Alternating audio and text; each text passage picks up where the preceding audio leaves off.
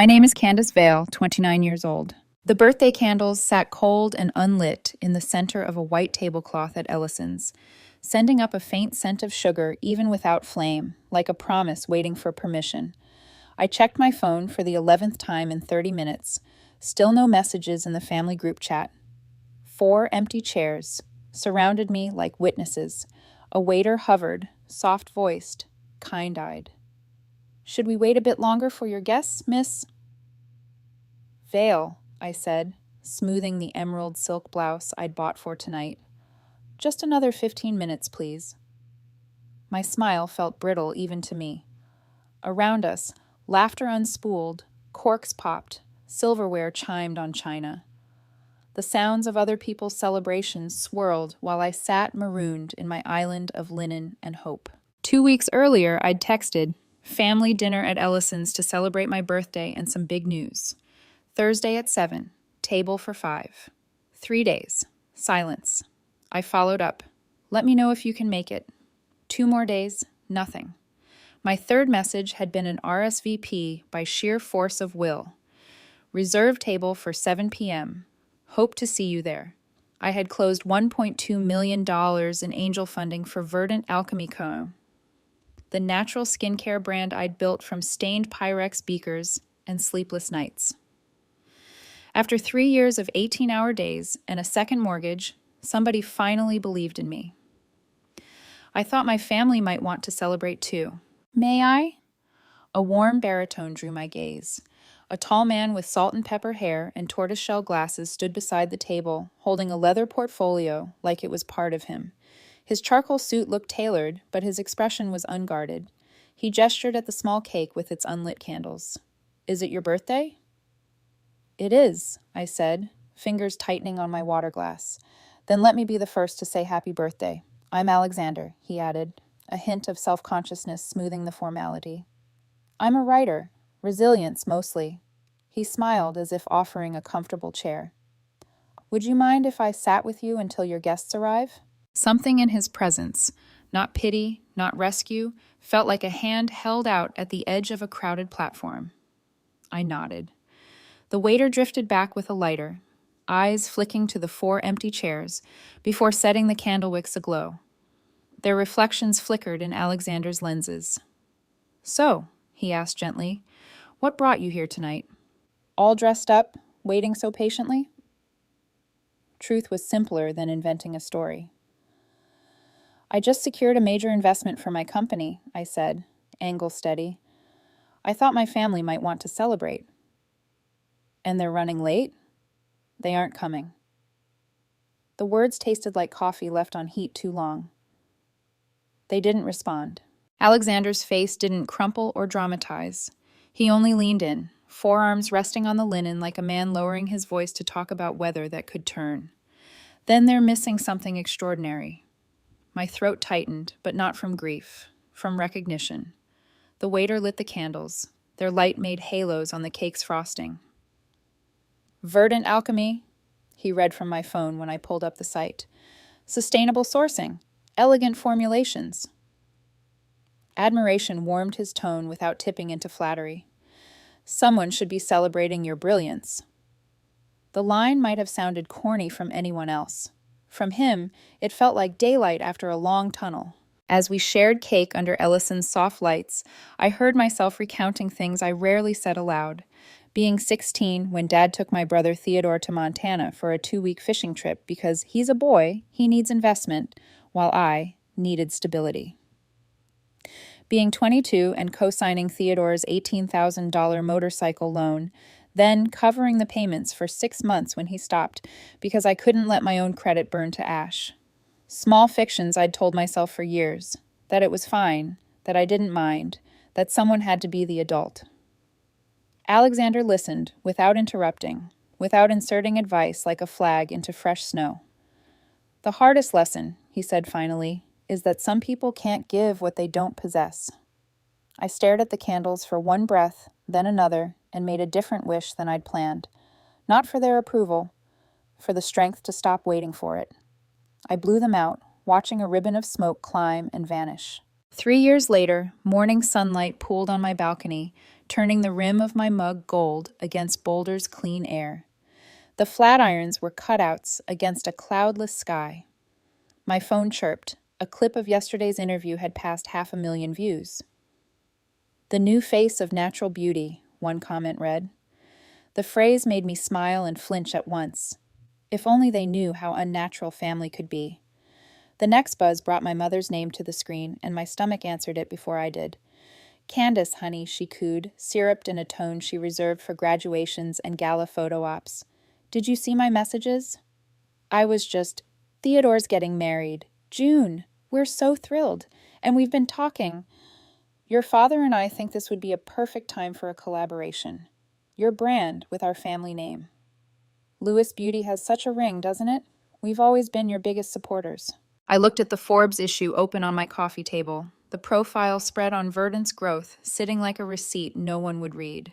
"I'll think about it," I said, slipping my professional voice over myself like a blazer. "Of course, darling. Call me back this afternoon?" She hung up before I agreed. A fresh message chimed. "Theodore. Hey, sis.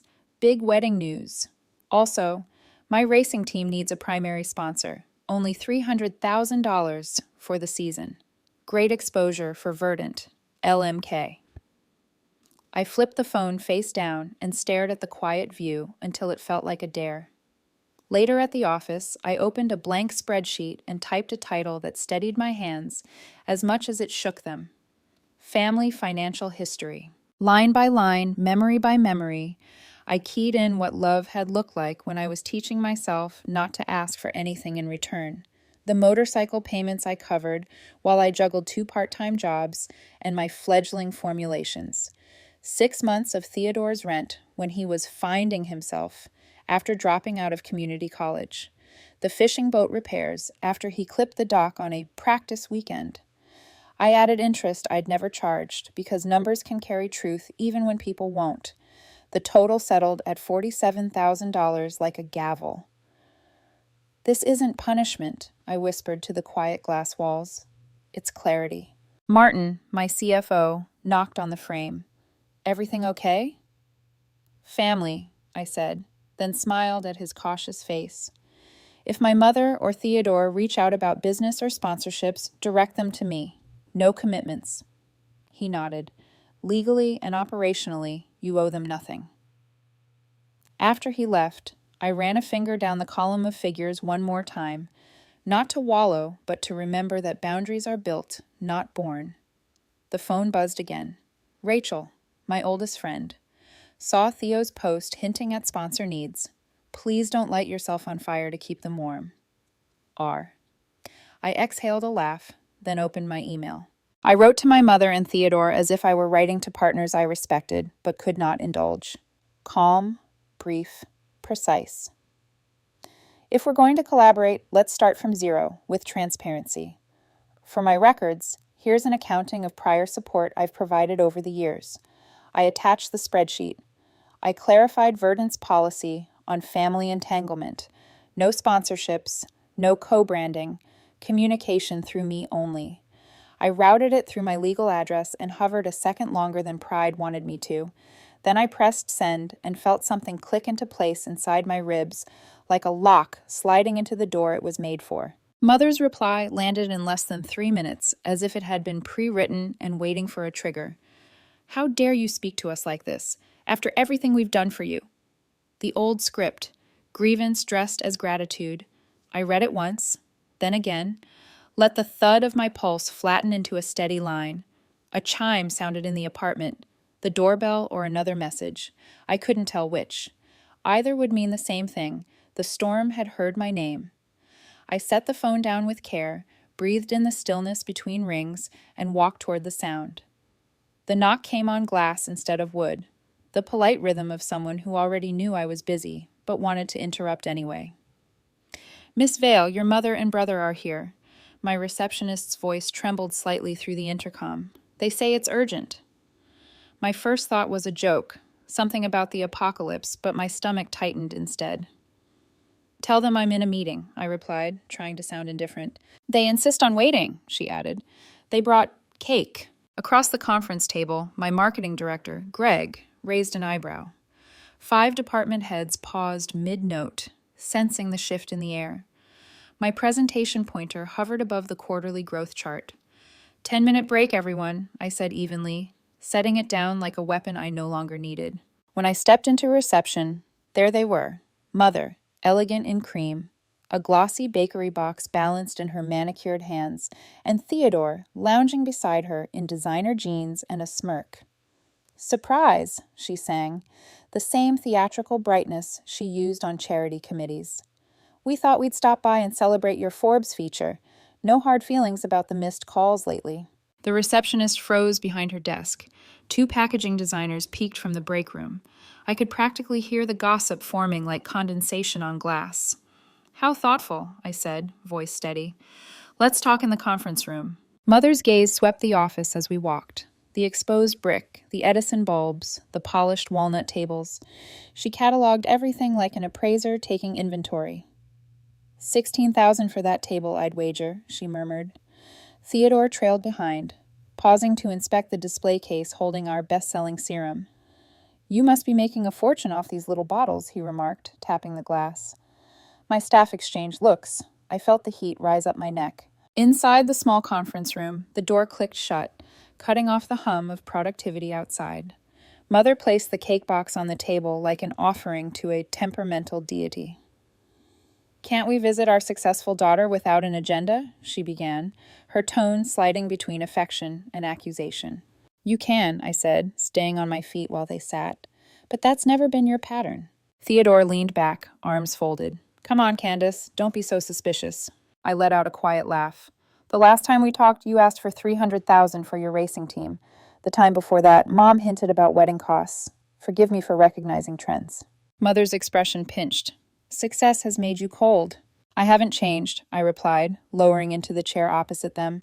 "I've just stopped pretending I'm comfortable being taken for granted." For a heartbeat, silence pressed between us. Theodore fidgeted, fingers drumming on the table. Mother inhaled sharply through her nose, summoning her next line. "We've always been proud of you," she said softly.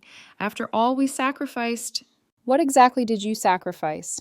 The words slipped free before I could stop them. "When I needed a co-signer for my first business loan, you said it was too risky. When I worked 18-hour days to get Verdant Alchemy off the ground, you didn't call once.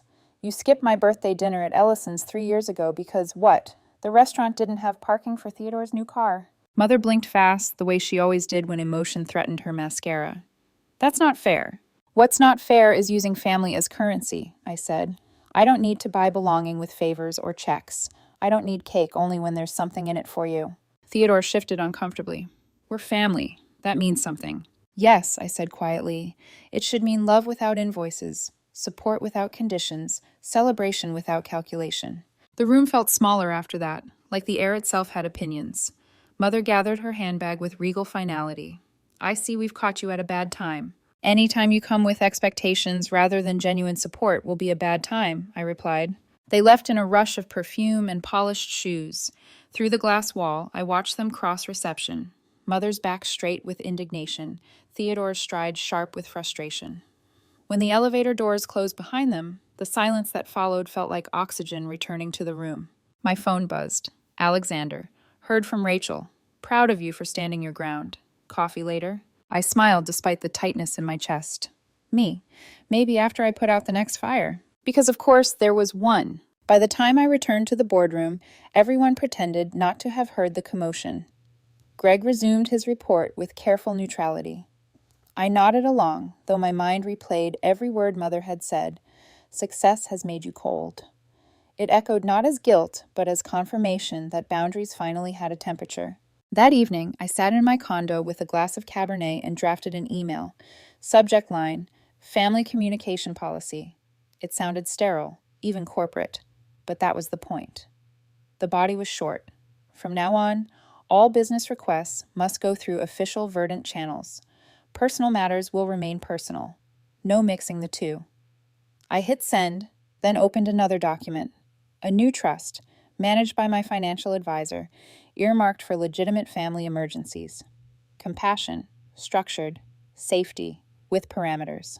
I had barely saved the file when my phone erupted with notifications. Dozens. Facebook. Theodore Lewis has posted a new update. My heart tripped as I opened it. Some people only care about money, not family. Blood used to mean something. The comments piled up instantly. Emojis, sympathy, speculation.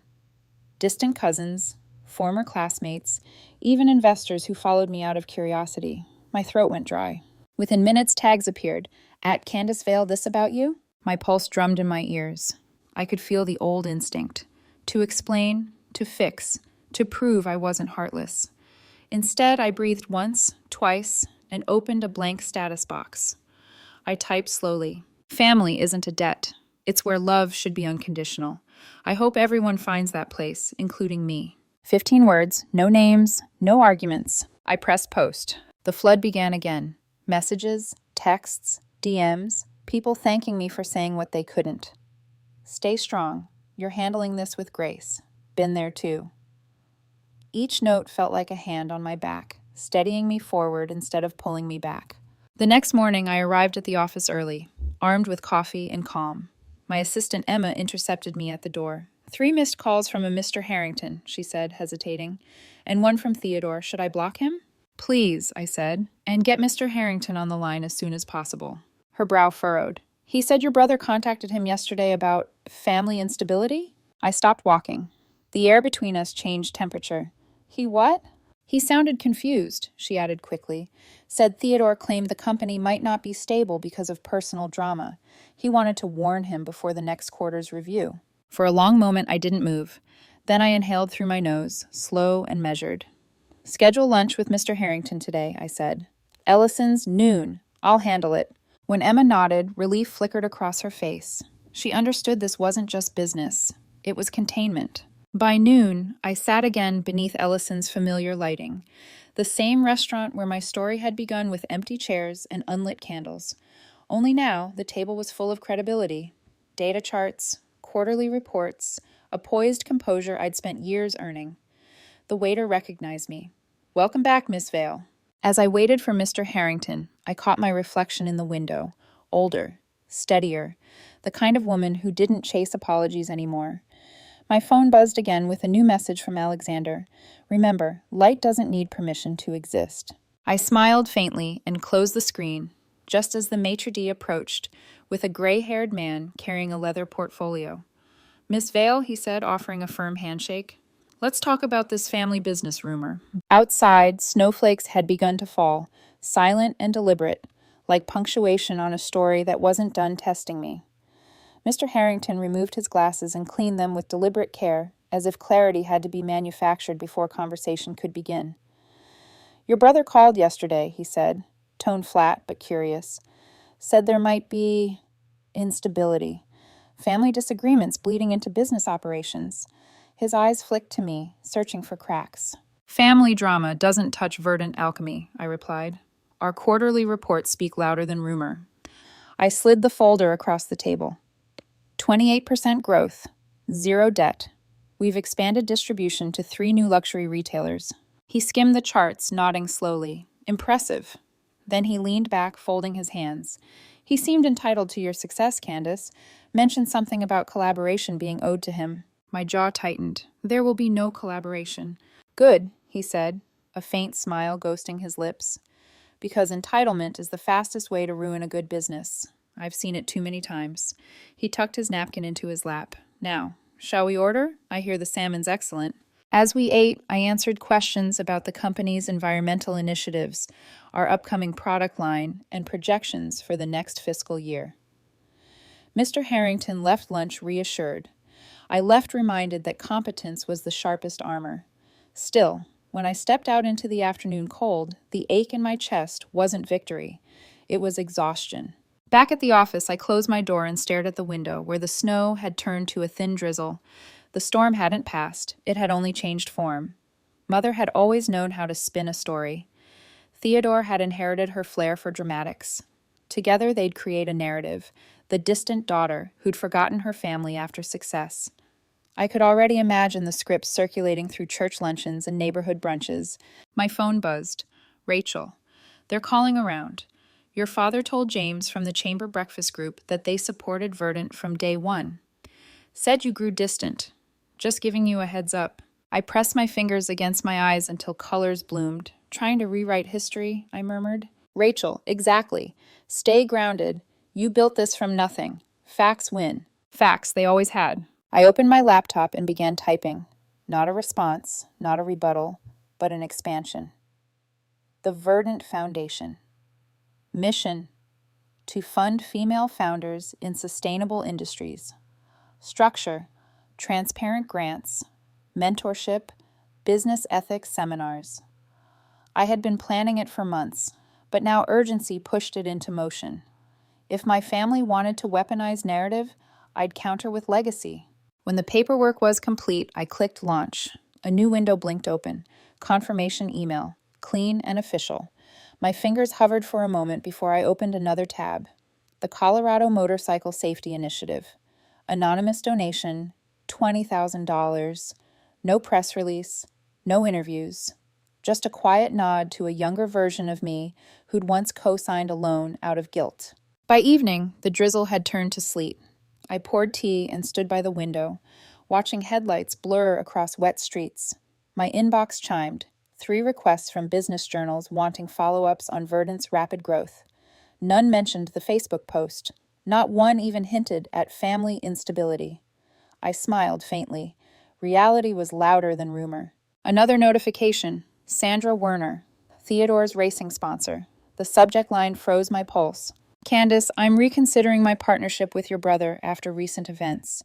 The stories circulating don't match what I've observed about your professionalism.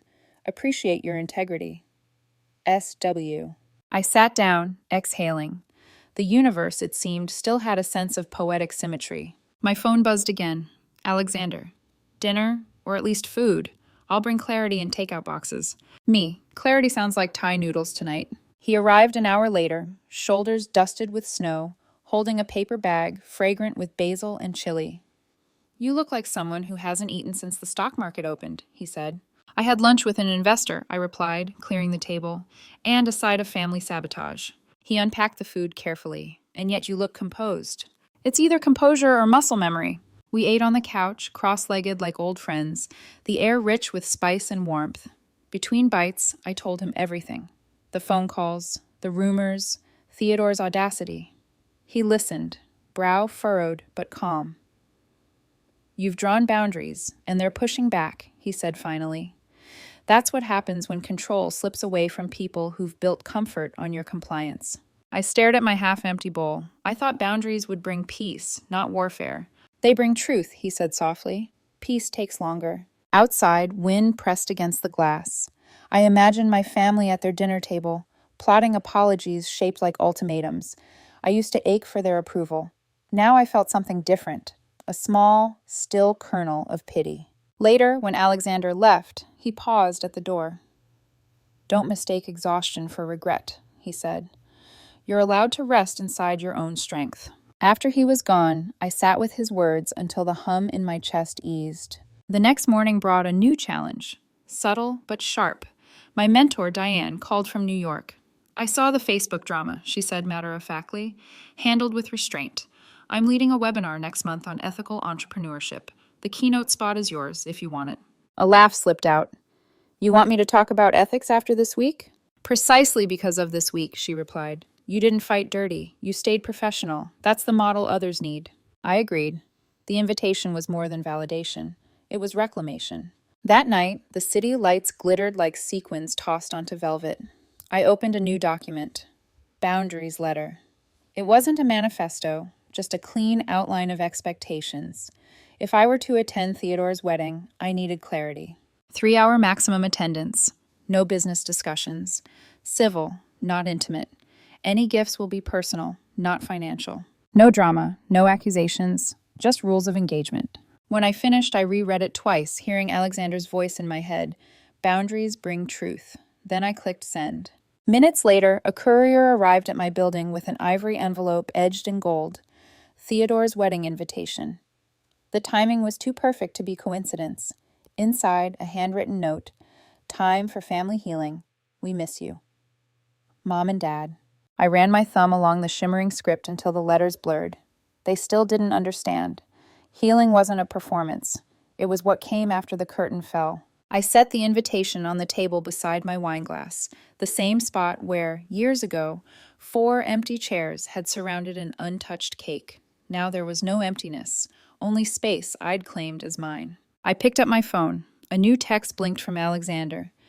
Whatever they ask next, remember. You already survived their silence once. Outside, snow began falling again, silent and deliberate. I turned off the lights and let the darkness fold around me, calm and unafraid. The brown palace ballroom glittered with chandeliers and champagne glass reflections, a cathedral of polite excess. I stood near the edge of the crowd, a glass of chilled brut warming slightly in my palm. 3 years ago, I had sat alone beneath restaurant lights. Now, every eye in this golden room felt like it knew the footnotes of my family's drama. Alexander stood beside me in a charcoal suit, his quiet steadiness cutting through the murmur of conversation. You made it, Theodore said when he spotted me, surprise flickering before he masked it with charm. His arm circled the waist of his new wife, Jessica, whose gown shimmered like frost. And you brought a date. Alexander, I said smoothly, congratulations to you both. Jessica smiled with genuine warmth. Thank you for coming, Candace. Your gift was so thoughtful. I nodded. The leather-bound financial planning journal and modest check I'd sent sat on the gift table with crystal vases and silver trays. The attached note had read simply, wishing you a partnership built on mutual support and respect. Theodore's eyes darted around, checking who might overhear.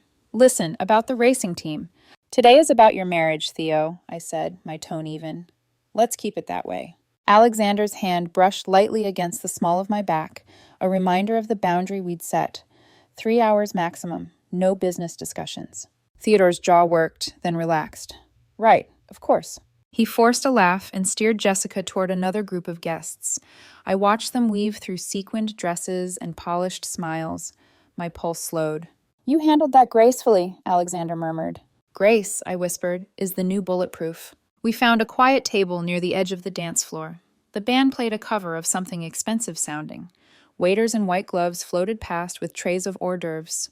I sipped my champagne and counted down hours in my head. 2 hours and 45 minutes. Right on cue, Mother appeared. Pale blue chiffon, pearls, and the faint perfume of gardenias and nostalgia. Darling, she sang, could I steal you for just a moment? Her smile included Alexander, then excluded him in the same breath. Family matters. I met his gaze, and he gave a small nod. I'll be at the bar, he said, his voice carrying the weight of quiet understanding. Mother guided me toward a side alcove near the dessert table, her fingers barely touching my arm, but steering all the same. Once we were alone, her expression changed, the practiced warmth cooling to calculation. You look lovely, Candace, she began, smoothing an invisible crease in my sleeve. But I must say, that email of yours felt cold. Setting terms for attending your own brother's wedding, really. I needed clarity, I replied. I didn't want anyone to misunderstand my boundaries. We're family, she said sharply, as though the word itself should absolve everything. Family supports each other without conditions. That support should flow both ways, Mom. My voice stayed calm. Love without manipulation. Presence without expectation. Her eyes narrowed, then softened in a rehearsed tremble. Your father and I won't be around forever. I know, I said quietly, and when you truly need me, I'll be there. But what you're asking for isn't need, it's entitlement. Something flickered behind her expression. Confusion, maybe, or the first flicker of recognition that her old methods no longer worked. She took a small step back, the perfume of gardenias thinning in the air. You've changed, she said finally. I have, I agreed, offering a small smile, but I still love you. She blinked, caught off guard by the softness. Will you call next week? Sunday afternoon, I said, for 30 minutes, as we agreed in the email. Her lips parted as if to argue, then pressed shut. Fine. When we returned to the ballroom, the music swelled. Theodore twirled his bride across the dance floor, his laughter too loud, too forced. Across the room, Father stood at the bar, his face older than I remembered, eyes flickering between pride and unease. For a fleeting second, his gaze met mine. He raised his glass slightly. I nodded once. Small gestures, but enough. Alexander reappeared with fresh champagne. You all right? I think so, I said. She didn't shout, cry, or recruit an audience. That's progress. He chuckled. Maybe the first real step toward détente. Or just exhaustion, I said, but I'll take it. The string quartet shifted into something softer. Alexander glanced at his watch. 2 hours and 50 minutes. I smiled. We'll stay for one more dance, then we vanish. He offered his hand, and I let him lead me to the floor. The world narrowed to the rhythm of our steps, the murmur of silk and air. You know, he said, voice low enough for only me to hear, there's courage in quiet exits. Then let's make one. At exactly the 3-hour mark, we said polite goodbyes. Theodore clasped my shoulder with a forced grin. Glad you came, sis. Me too, I lied kindly. Outside, cold air hit like clarity. The city lights glittered off the wet pavement as we walked toward the car. My phone buzzed, a voicemail notification.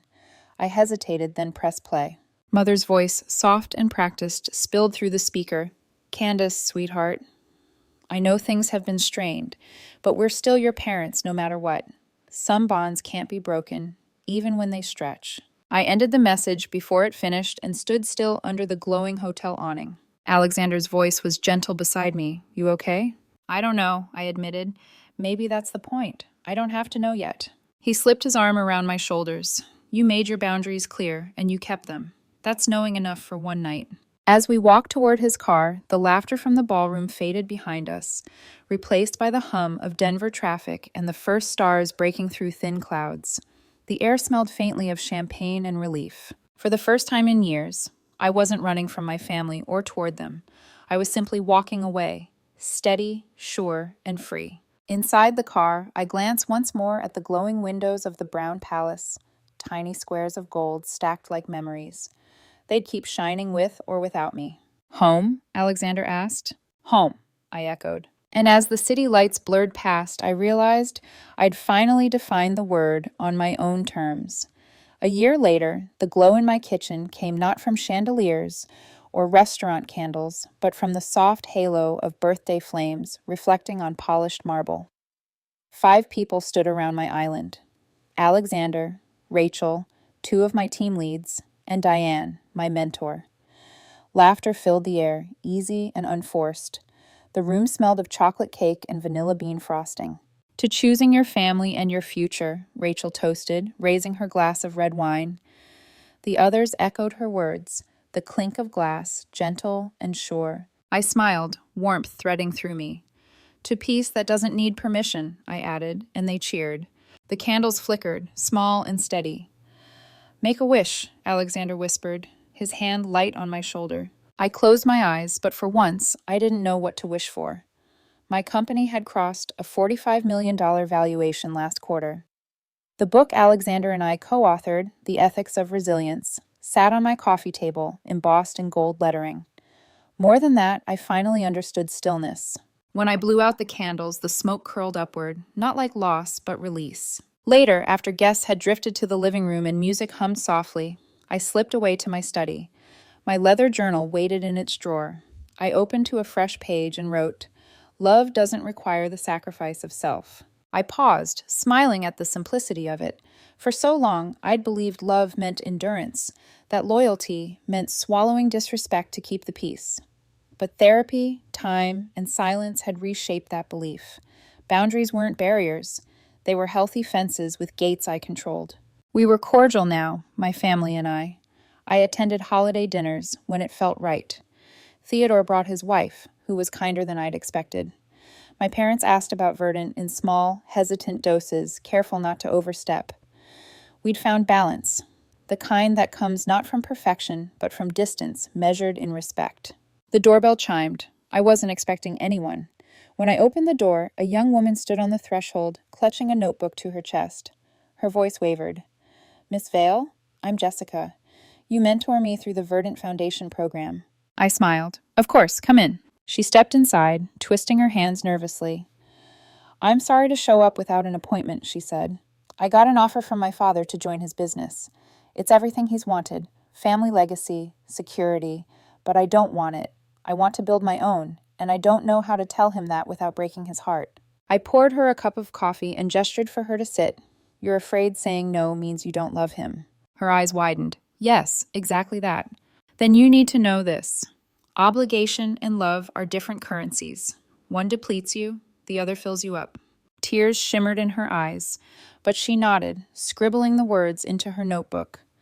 I watched her shoulders relax slightly, the same way mine once had when Alexander first spoke truth into my silence. When she left, I lingered in the doorway, feeling something bloom quietly in my chest. Not triumph, but continuity. The woman who had once paid off her brother's debt out of guilt now guided others to honor their worth. On the coffee table lay a printed transcript from my recent talk show appearance. The quote, highlighted in bold, "Forgiving someone doesn't mean letting them hurt you again." Those words had rippled far beyond the studio lights, finding people who needed permission to stop apologizing for boundaries. Alexander entered, balancing 2 plates with the last slices of cake. "Still mentoring off the clock?" he teased, setting one in front of me. "Occupational hazard," I said, smiling. He lit a single candle on his slice, its small flame dancing. "For all the light you've made out of dark beginnings," he said softly. We blew it out together, laughter mingling with the faint scent of sugar and smoke. Later, we stood on the balcony, the city unfolding beneath us, street lamps flickering like scattered stars. The night air was cool, sweet with the promise of rain. Alexander handed me a glass of Cabernet. "Do you ever wish they had shown up that night?" he asked quietly. "At Ellison's, I mean." I thought about it, the empty chairs, the silence that had once hollowed me out. Then I shook my head. If they had, I might never have met the man who taught me that kindness doesn't need to share your last name. He smiled, eyes crinkling. "You built a new kind of family." "I didn't build it," I said. "I just stopped waiting for the old one to understand what love really means." Below, the city shimmered. Somewhere, a car horn echoed faintly, a reminder that life moved on, indifferent to old wounds. The wind tugged at my hair, and I let it. In the reflection on the glass door, the woman staring back at me looked peaceful, not polished or performing, just present. "Any regrets?" Alexander asked, his tone gentle. "Sometimes," I said, "but only for the years I spent asking the wrong people for validation." He nodded. "You turned that pain into a map." The hum of the city filled the quiet. I lifted my glass. "To the night that started it all." "To the courage that kept it going," he said. We clinked glasses, the sound small but certain. As we drank, the horizon deepened from gold to indigo. The wine that once tasted like loneliness now carried notes of warmth and celebration. For the first time, I felt no trace of the ache that used to live in my chest, only gratitude for the empty chairs that had made space for better company. The candles of that long-ago birthday hadn't gone out after all. They'd only changed form, glowing now in the faces of friends who showed up, in students who dared to dream, in the quiet laughter of a home finally free of ghosts. And as the last light of day slipped behind the mountains, I realized that the story of my family hadn't ended in estrangement or bitterness.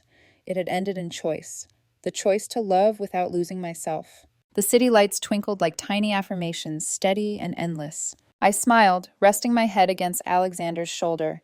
"This," I whispered, "was the wish I made." And for once it had come true.